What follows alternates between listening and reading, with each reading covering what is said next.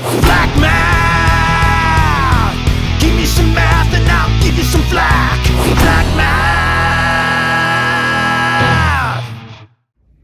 But so they didn't really need to make this curriculum, but they said fine, we'll make it so we can help people fulfill their graduation requirements.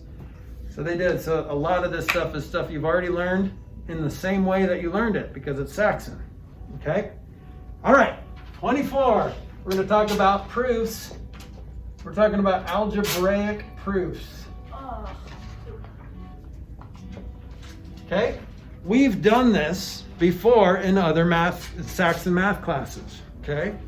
What tells you x minus 5 equals 10? What property of equality tells you that I can do this? What did I do to both sides? Oh, factor. No, I lied. It's butt cheeks and tats. Now you're on the butt cheeks and tats thing. So we're not doing that. So why is this okay to do that to both sides? Do you remember this? Well, you guys just normally just do this without even thinking about it and answering the question, why is that okay? Well, this is called the addition property of equality, which says you can add whatever you want to one side as long as you add it to the other side. In an equation, you can add the same amount to both sides and it doesn't change the value of the equation or the value of the variable. Okay, so we're going to write these down in a fancy math way. These are called the properties of equality. Properties of equality.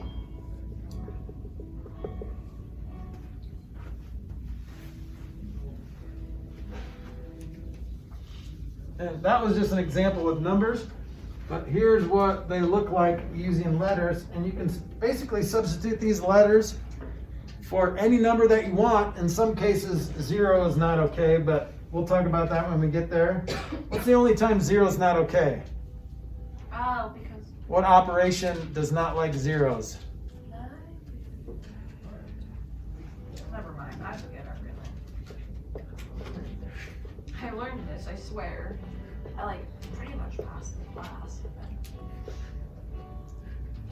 Okay, here's what the addition property says. If A equals B, then A plus C equals B plus C. See how we added C to both sides of the equation?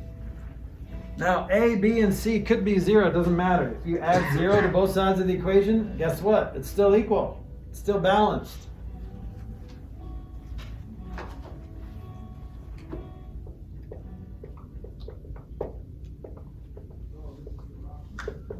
Okay, so this is how I want you to spell this.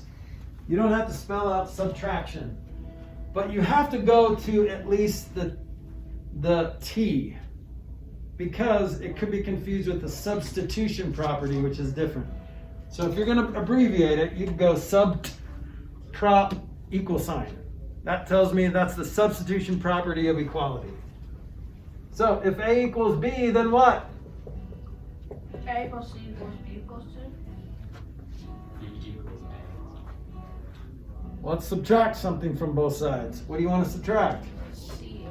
Yeah, A minus C equals B minus C. Okay? There's nothing that will make that break. Not like division, which we'll talk about in a second. What comes after that? What's the next property of equality?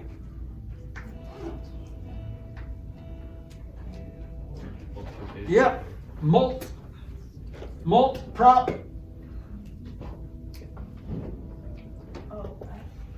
So again, if A equals B, then what can we say? A times C equals B times C. That's right. Right? We just multiplied the same thing on both sides. You guys do this when you solve equations. All right?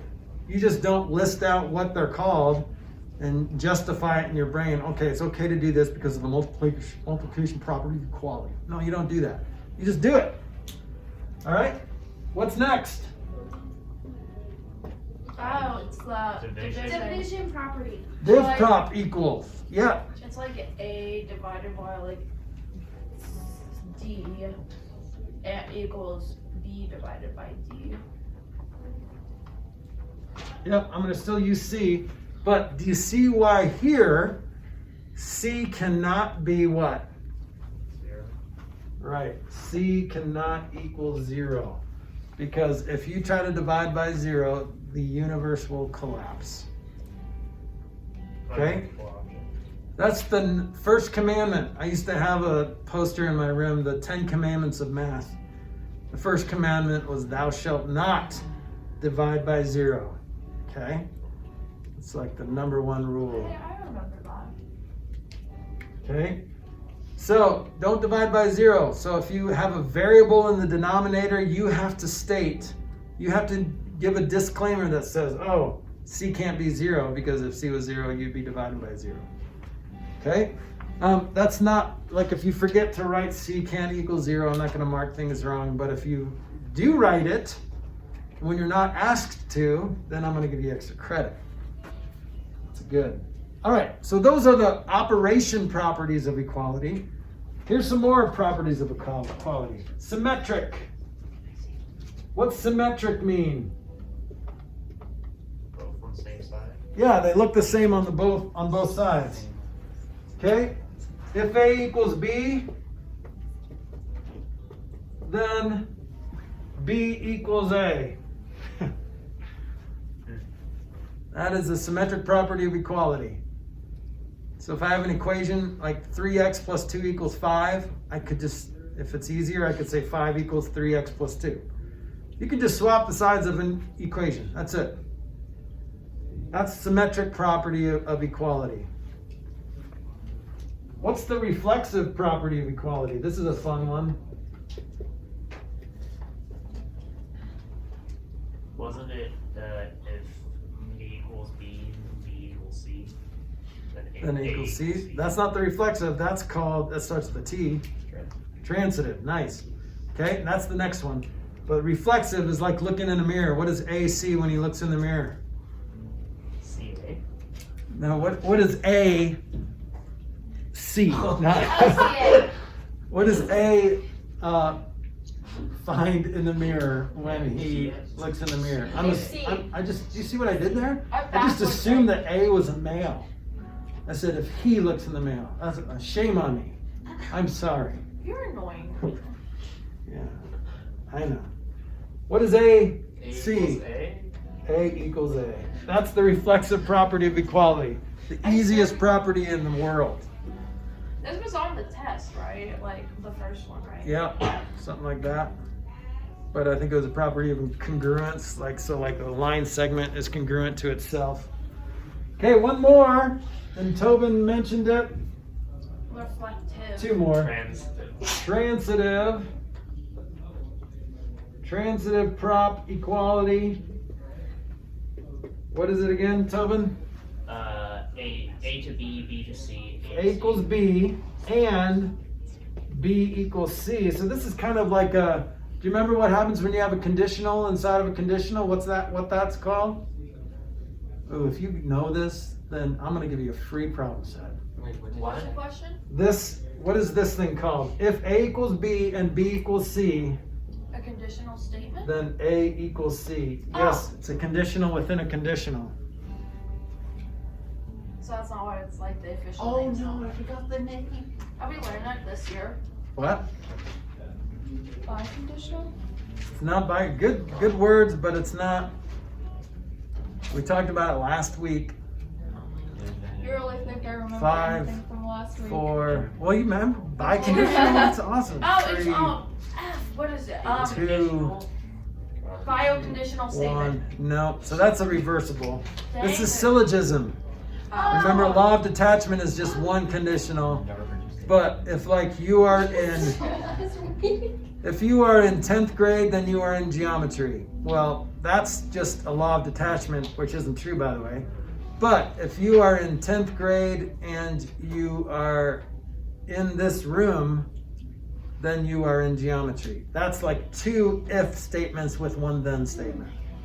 So that's a transitive property of equality. Using this syllogism, we can define it. Okay, one more, substitution property of equality. These are very similar. And so I'm going to say I'm going to spell it out, but if you wanted to abbreviate it, don't say sub-prop. Okay, because you don't want to confuse it with subtraction. You would have to say subst or something. Subst prop of equality. Here's what it says. If A equals B, then B can be substituted for A at any time.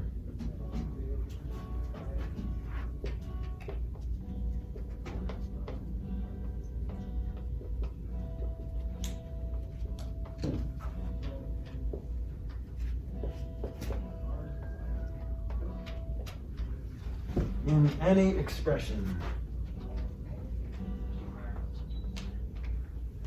So see how we're kind of using the substitution property here. If A equals B and B equals C, then guess what? You can substitute A in for B to say A equals C. So these two properties, sometimes both of these answers are correct. When you say if this is true, like if angle 1 and angle 3 add up to 180, and angle 2 and angle 3 add up to 180, then angle 1 and angle 3 have to equal angle 1 and angle 2, or angle 2 and angle 3, whatever I said. So that could either be transitive or that could be substitution. Because transitive property is kind of a form of substitution property, right? So if A equals B, that means A can replace B at any time. Well, B equals C, so A can replace B to say A equals C. So see how those properties are very similar?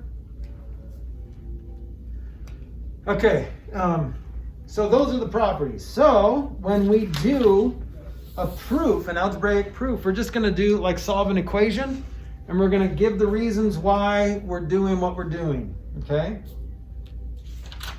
Now there's a... Like with actually goes that's like what I did. So here's example 1.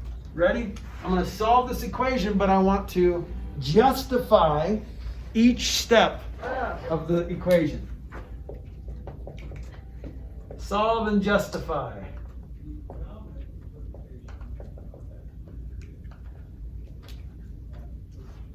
Okay, here's what the equation looks like.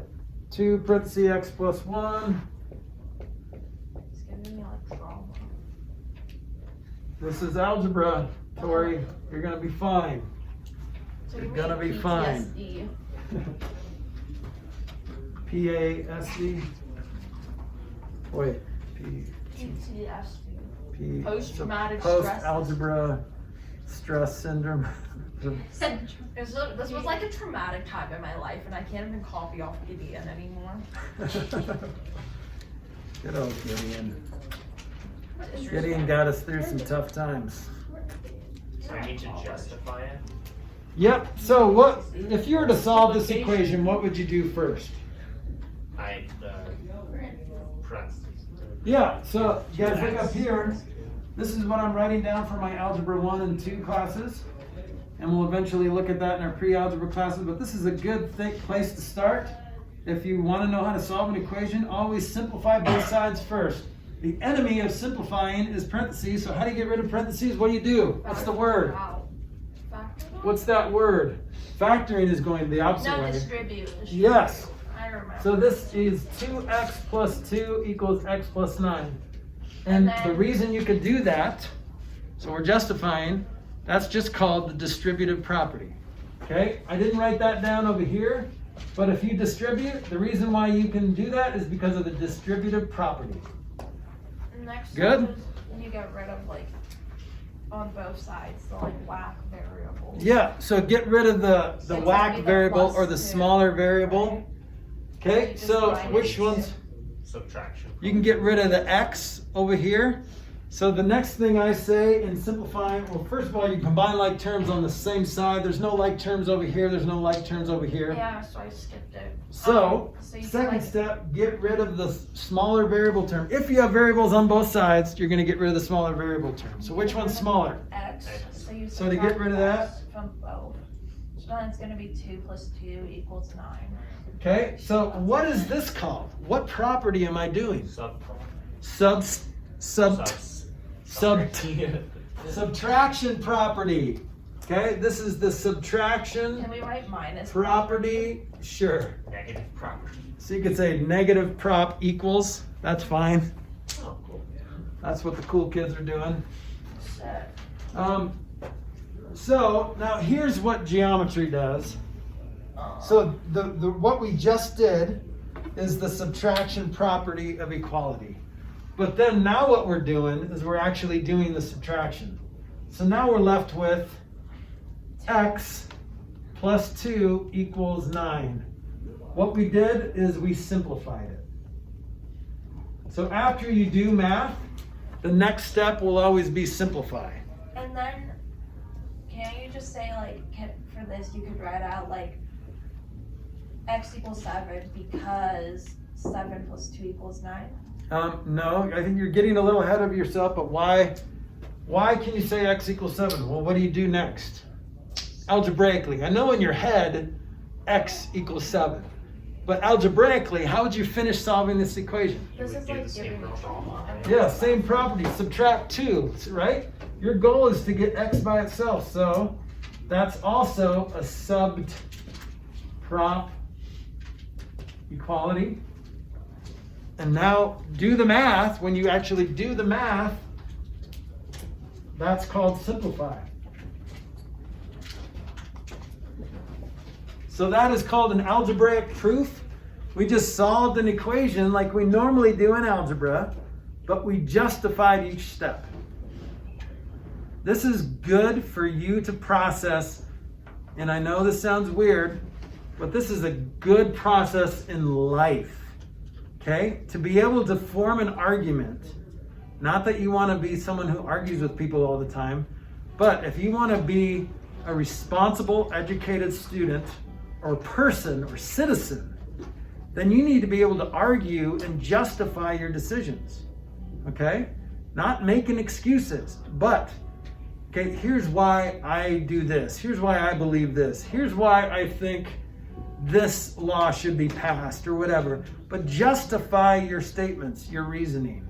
That's powerful. You will be a powerful person if you can do this. I know it's silly to do it with algebraic equations, but see how that can apply to your life.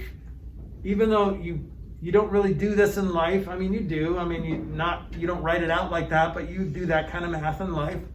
But the way we form an argument is very useful in our everyday decisions, okay? All right, let's do another one. See if you can do this one.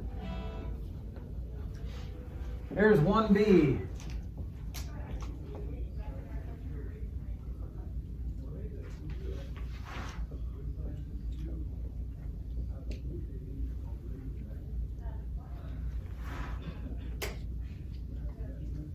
Okay.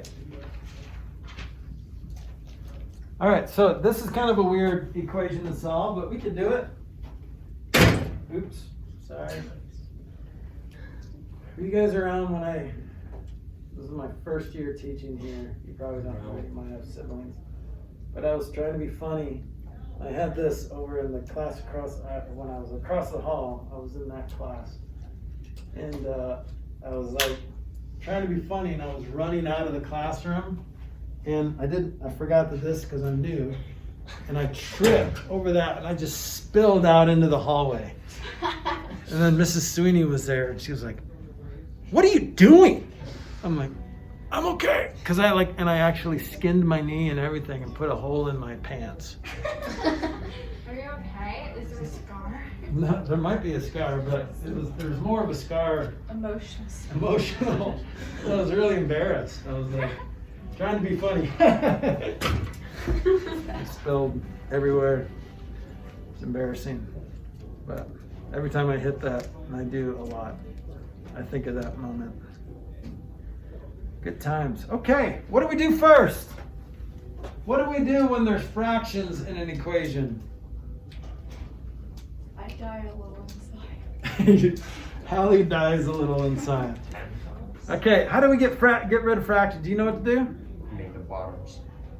Yeah, so you can get a common denominator. This is what, have you guys heard me, remember me talking about dropping an F-bomb? So what does F stand for? Don't say what you want to say, or what Tori would say, I guess. Now that's on video, so. She said, she admitted, I'm not saying, yeah. Yeah. Function. Functions, not function. It's a fraction bomb. So I want to get rid of all fractions. To get rid of fractions, you have to get rid of their denominators. So how do you get rid of something divided by 5? Times it by 5. Multiply by 5, not times it. Times isn't Yeah, the I verb. understand. So if you multiply by 5, that's great, but that won't fix that problem. So, but if you multiply by the common denominator, 15, that will get rid of both at the same time. But let's just do one at a time. Let's multiply both sides by 5. First of all, what gives you the right to do that? PEMDAS, right? Not PEMDAS.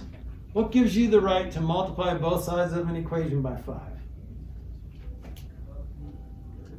The multiplication property. Yes. So I'm going to do this. I'm going to do what Tori said.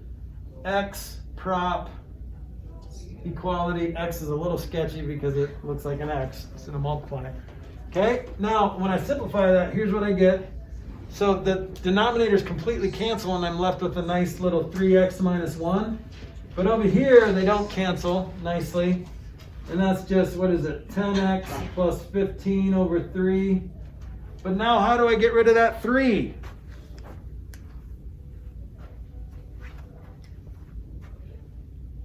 How do I get rid of that 3? What's the F-bomb? Oh, it's the fraction. How do I get rid of divided by 3? Multiply by 3. So multiply both sides by 3. Okay, and that would cancel that completely. That's nice. And that's another multiplication prop of equality. So then we get 9x minus 3 equals 10x plus 15. Okay, so now we're back to this type of equation where we can start getting rid of stuff and getting x by itself. But that is just, you could have done this in one thing. You could have done this in one step, right? You could have multiplied them both sides by 15, and that would have given you the same answer. But sometimes that's confusing for people. So if you want to get rid of each fraction one at a time, you can do that. It might make this middle step a little confusing with this lingering 5, this over here, that's a little weird. But if you want to get rid of all fractions with one bomb, it's the common denominator. Multiply it by the common denominator. Okay? And after you do that, you simplify, and you end up with this. Now what do we do? Now what do we do?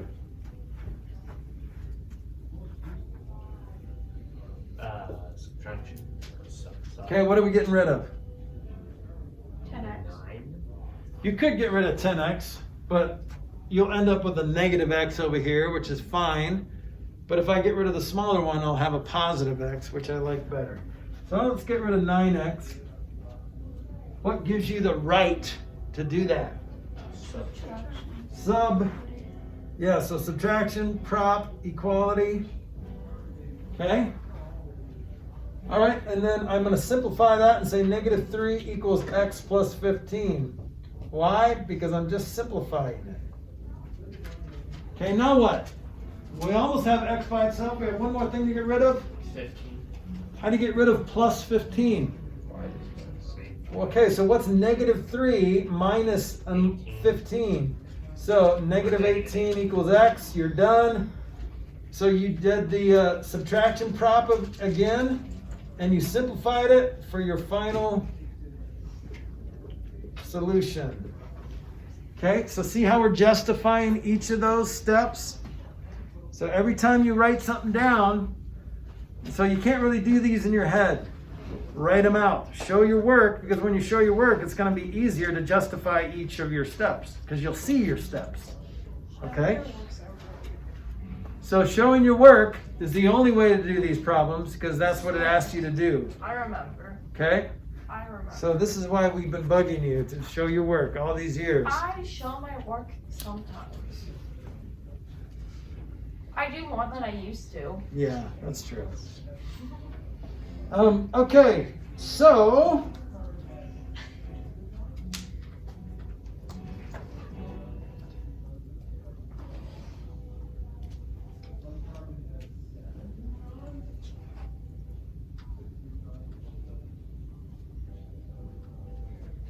I think the rest is just more of the same.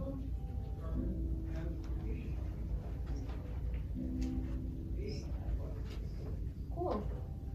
That was great now.